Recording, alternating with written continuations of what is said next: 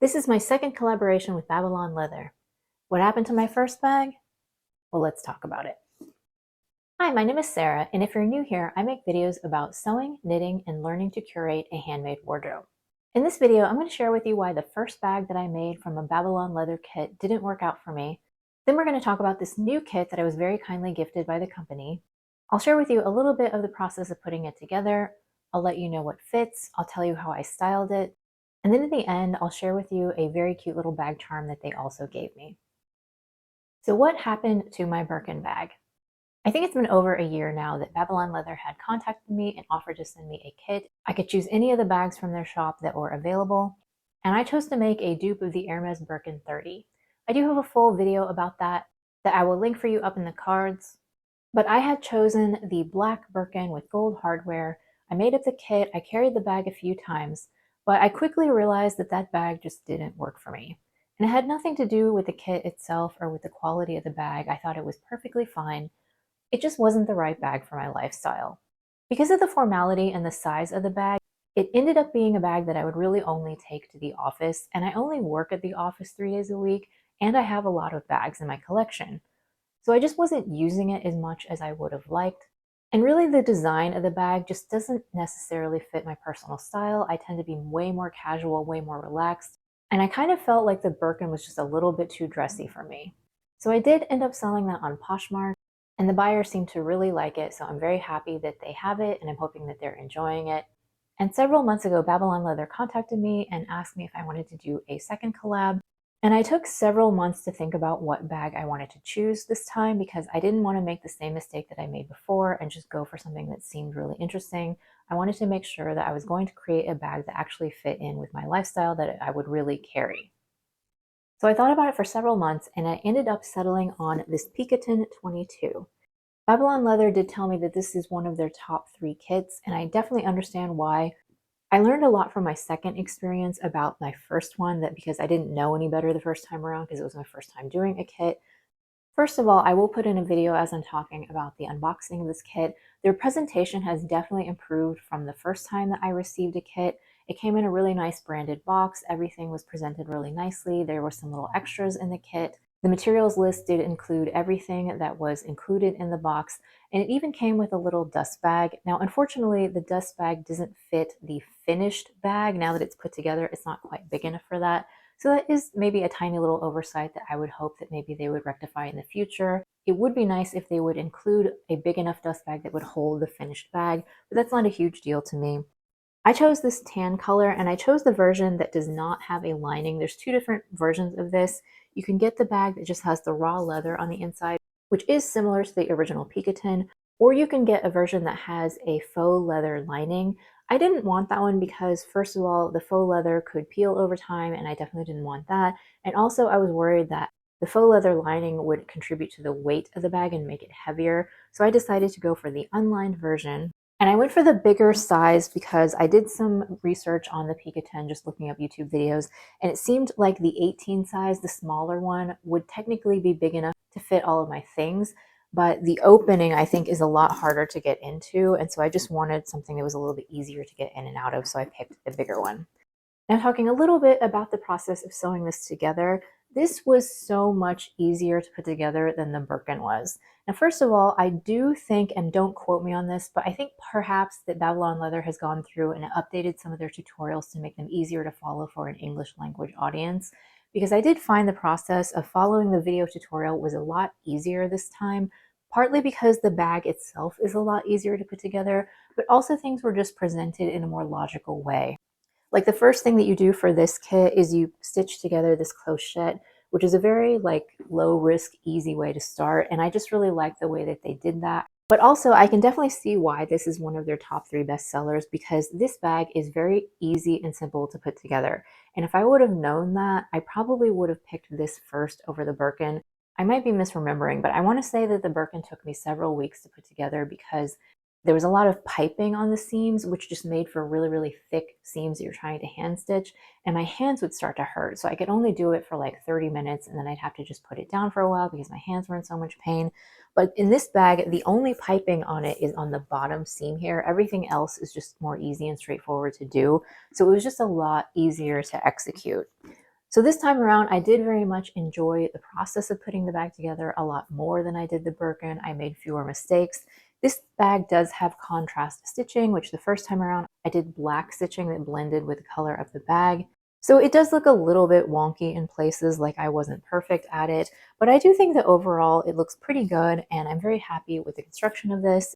It didn't take me long at all. I want to say it only took me maybe 3 or 4 days to complete the whole bag and then it was finished. I was expecting it to take a lot longer actually. So if you are a beginner and you've never put together one of these kits before, I would absolutely recommend the Picotin over the Birkin if you're a first timer. Now let's talk about the functionality of this as an actual handbag, and then I will do a quick what fits. So my only concern about requesting this kit was that the bag does not come with a shoulder or crossbody strap. It is hand carry only, and I wasn't sure if that was going to bother me, but I think I've entered my top handle era because I have a few bags in my collection now that only have top handles like this one, and it's really not that big of a deal. I was making it out to be a bigger deal in my head than it was.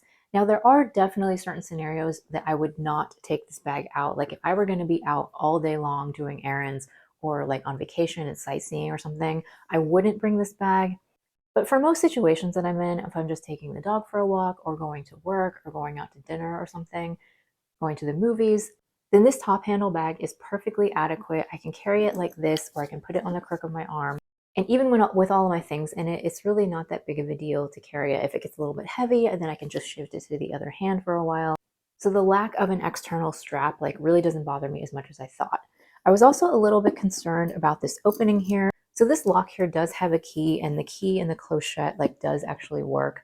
But I just leave it locked because you can open the bag as long as it's extended like this, you can get in pretty easily. And I do actually think that the mechanism for closing this is pretty clever because when you have, sorry, it's a little bit stuck here.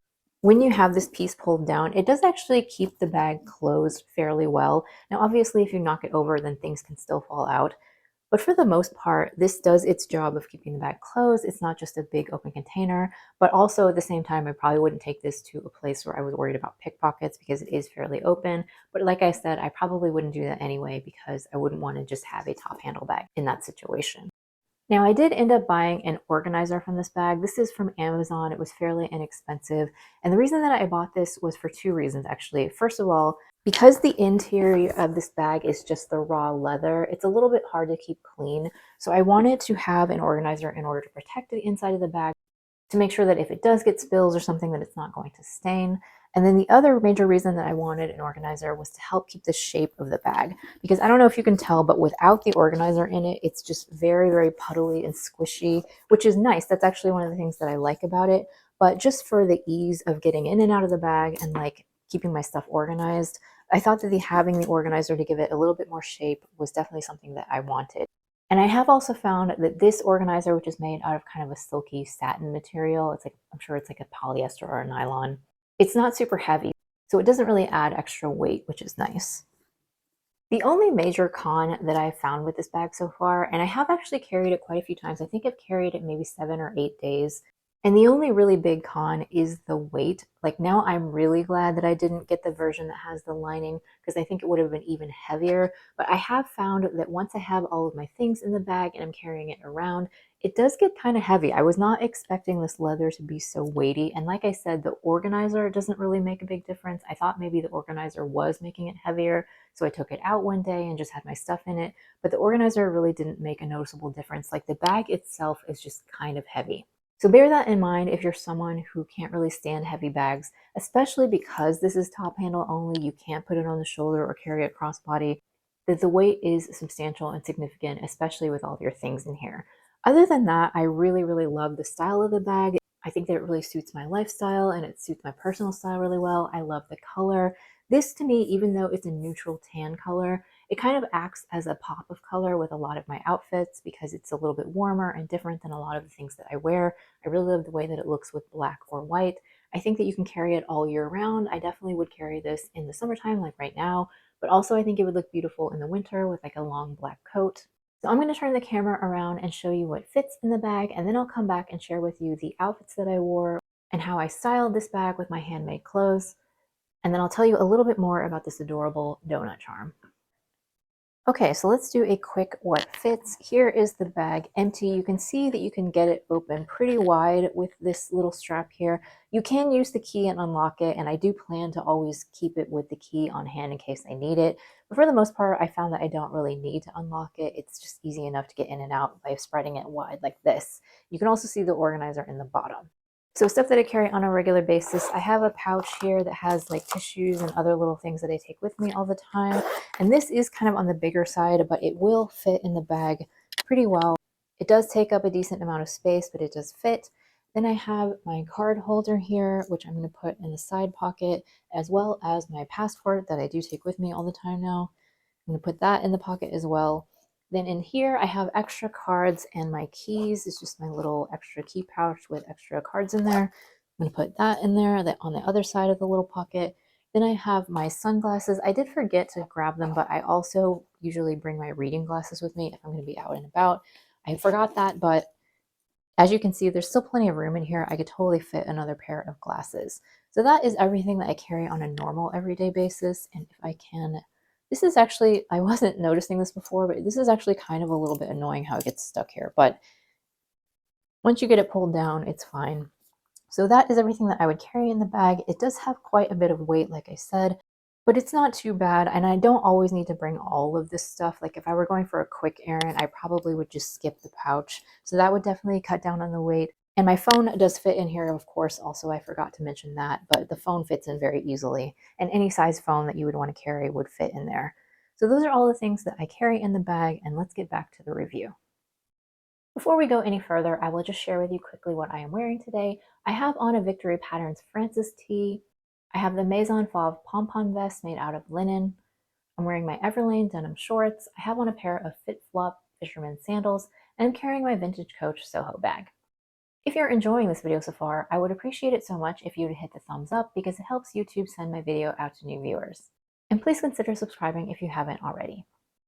Now, this past week that we've just finished up, I made sure to wear the bag for several days and I tried to film my outfit to give you an idea of how I would actually style this bag. So these are outfits that I wore in my real life and I really enjoyed carrying the bag.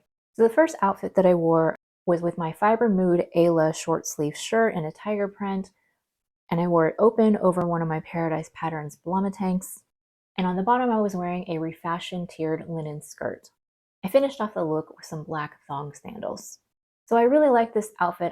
I think this is a really good example for how the bag acts as a pop of color for me. Like all of the really dark saturated colors next to the tan just made the tan stand out a lot. And I really enjoyed wearing this outfit. For day 2, I wore my Helen's Closet Ashton refashioned top in a lightweight denim. And I paired that with my Abercrombie straight leg jeans in a dark wash. And I wore my tan Quince glove ballet flats. Now it's not pictured here, but it was chilly in the morning, so I did also wear a cropped jacket on top. But by the time I got home from work and took the photos, it was way too hot to be wearing a jacket. And I do think this outfit stands alone really well with the bag. It's definitely more of a monochrome outfit, a double denim sort of situation, along with the tan. I think it looks really nice, especially with the same color shoes. For my third outfit, I wore my new look Liberty dress. I can't remember the number, but all of the pattern links will be down in the description box. And then I just finished it off with my same fit-flop fisherman sandals. Now, truthfully, I'm not 100% certain that I loved this outfit. I thought the sandals might have been a little bit too chunky for the dress, but they were very comfortable. And these days, I just need comfortable footwear. I care less about what the shoes actually look like. But I do think that the tan bag looks really nice with the red dress. I love that color combination. And it was a very simple outfit for summer, very, very easy to put together. It's basically just a one and done sort of situation. And I think the bag looked really nice with the dress. Then finally, we're finishing off with a casual Friday look. I had on my Butterick plaid linen shirt in this green color that I absolutely love and don't wear enough. Then I was wearing my same Everlane denim shorts. And because it was a little bit chillier and I didn't want to wear sandals, I wore my Birkenstock Boston clogs with socks, which may not have been the absolute best look, but it was fine for a casual Friday. I do think the bag went together really nicely with the outfit, and it just shows the versatility that it goes with a variety of different looks in my wardrobe. And it's impossible for me to say for certain. I have very few forever bags in my collection, but I do think that this bag is going to stick around for a while. I really like it, and I'm really eager to continue to wear it as the seasons wear on and see how I can style it in the fall and winter as well. But right now, I'm really loving it as a summer bag. Now, before we leave, I will just share with you a little bit about this really adorable little donut charm. Babylon Leather was very kind and they allowed me to choose one of their charm kits as well as the bag. So I selected this donut one. They have some really cute ones available in their shop, and the donut itself comes in several different colors. I chose the chocolate brown. I wanted to do for you like a quick little demonstration of how you would actually put the charm together, but I made a rookie mistake. I'm not used to doing a lot of tutorial style filming, and I did a time-lapse video instead of an actual just normal video. So I think it probably ended up being too fast for you to really see a whole lot. I will put in the video as I'm talking so you can kind of get an idea of the process of making this. So I do apologize for that, and next time I'll know better. But I want to say that this took me around maybe just a little bit over an hour to make from start to finish.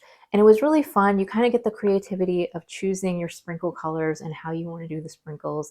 And the only thing that I would say about the making of this charm is that the inner circle here where you do the stitching was a little bit difficult to get everything lined up properly. But by the time you get to the outside of the circle, it's a lot easier. So that was the only tricky thing. And also, I will admit that I had a hard time. Like, I had to watch the tutorial several times on how to figure out exactly how to do this knot at the end. I'm not 100% certain that I did it right, but it seems to be holding right now, which is the important thing.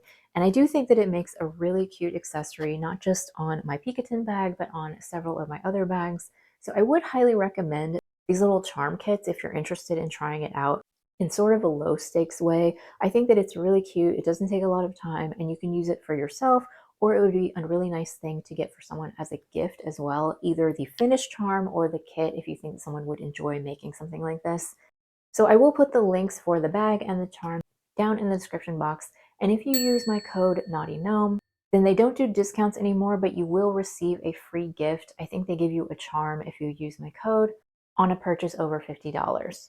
And to anyone who does use my code, thank you so much, because it is an affiliate link, and so I will get a small commission. And thank you so much for your support.